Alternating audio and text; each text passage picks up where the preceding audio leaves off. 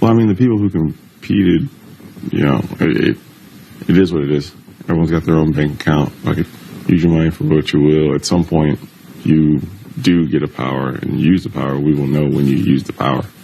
So, like, and also we will know if you played this week and also are able to play next week. Yeah, if you're able to play next week, then we know. Then you got a higher amount. Yeah, if you're able to play next week, then we have an idea of, like, who had what money. Correct. Because unless you went from, like, 50 to 100, you wouldn't be eligible to play next week.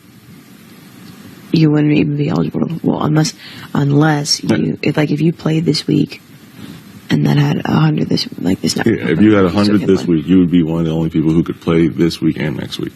But you would have to get, like, at least 75. Correct. So if you got 100 this week, that's the only way you'd be able to play both competitions, which, again, would be telling. Correct.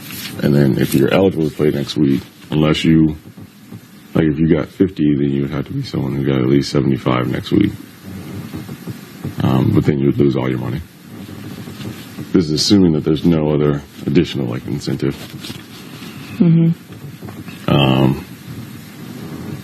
And then, yeah, if we're literally just getting money from America's influence, then yeah. Which up until, like, this veto kind of picking players for the veto competition, I'm going to assume that the only money I can receive is from the high rollers room. Because even though they've said something like, hey, there'll be additional, until I have confirmation, I have to assume that that's the only chance. That's the only way we get money. You know what I'm saying? So, like, that means that, you know,